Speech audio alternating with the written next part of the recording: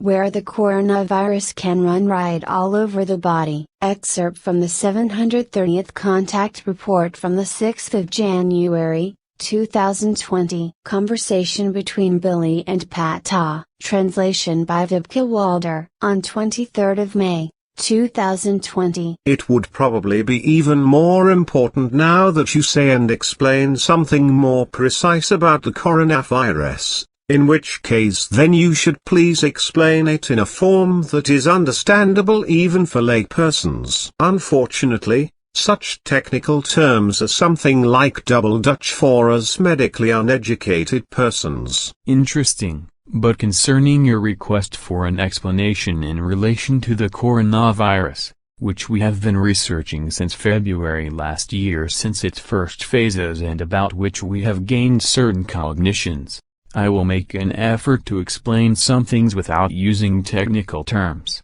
Thereby I can briefly explain again what I already explained to you privately and therefore not publicly, on November 30th. Namely that the rampantly spreading corona disease is a lung infection which, however, in infected persons, under some circumstances, is at first only recognizable in the background and is hardly or not at all medically recognizable. Consequently only after some time does a truly recognizable illness appear, that is to say, an actual lung disease that can be detected. Nevertheless, the lungs are the fundamental attack factor of the coronavirus, therefore we have to speak of a lung infection, as you had already predicted in 1995. Therefore the pathogen of the rampantly spreading corona disease, as a highly aggressive virus, attacks the lungs with infection and indeed, on the one hand and under some circumstances,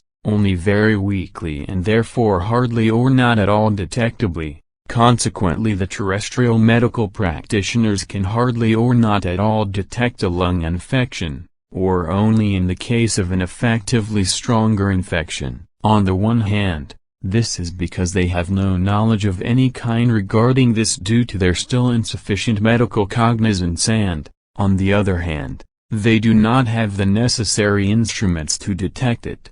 However, if an effective lung disease occurs, caused by a coronaviral inflammation, then it brings forth complications, in fact mainly by the various vessels becoming inflamed and by the respiratory tract being attacked, which overall is extremely difficult to treat, actually often with no chance of recovery, because the lungs are no longer supplied with blood, namely due to the inflamed vessels which prevent the blood transport and thus the oxygen supply. On the one hand, the coronavirus attacks the primary endogenous immune system, in which case, however, the lungs are fundamentally used as the impulse-based host medium. This means, however, that due to the impulse-only process, this can hardly be detected or cannot be detected with today's terrestrial medical cognizance. Rather, on the other hand, it can be detected only when an effective infection of the lungs occurs.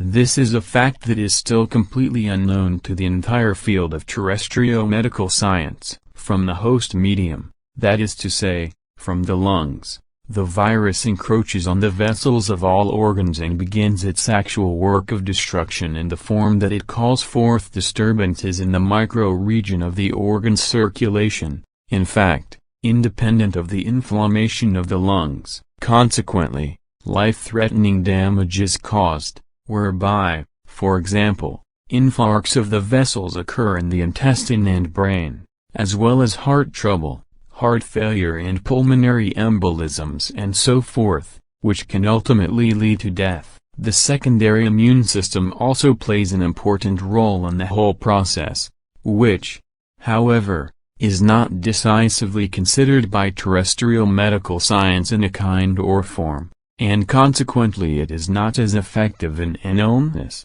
as would be necessary. If the comprehensive circumstance of the coronavirus is to be explained, then it basically corresponds to a partly mutating germ and, in different forms, to a germ that is becoming more dangerous, which indeed attacks the lungs, non-demonstrably in an impulse form or even demonstrably, however, usually uses them imperceptibly only as a transitional host in order to then attack the vessels of other organs in a life-threatening inflammatory form, which then often leads to death. A particularly critical aspect of the coronavirus is the fact that it mutatingly calls forth changes in all vessels. However, it also attacks the protective cell layer of the inner surfaces of the various organs and has a destructive effect on them. In that case, a dying of the organs as well as the tissues results. Consequently, these, like the blood vessels and lymphatic vessels,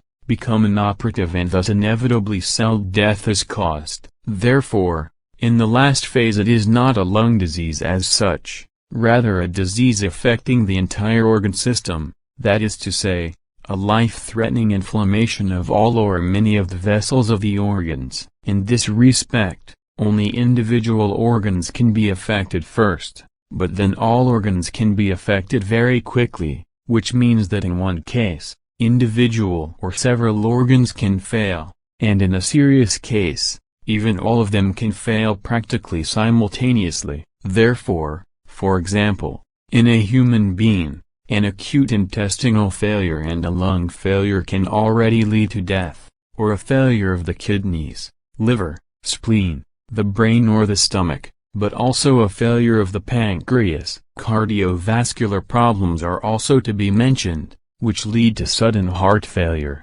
just as various organs can fail simultaneously. This also means that different human beings can have different causes of death and therefore there is no uniformity. Also, the blood vessels, arteries and veins and even the skin are extremely susceptible to the coronavirus, as are the cornea of the eyes as well as the ossicles and the taste buds, because the virus can directly attack and infect all the mentioned organs, and damage them through inflammation right up to organ failure. Consequently, the function of the vessels is destroyed and all of it leads to death. Our highly educated earthling doctors and so forth, in their narrow-mindedness and their delusion of being all-knowing, will not accept this and will probably revilingly call it all nonsense, which is why it might be better if I do not recall everything you have just explained and do not write it down. It will probably be as you say.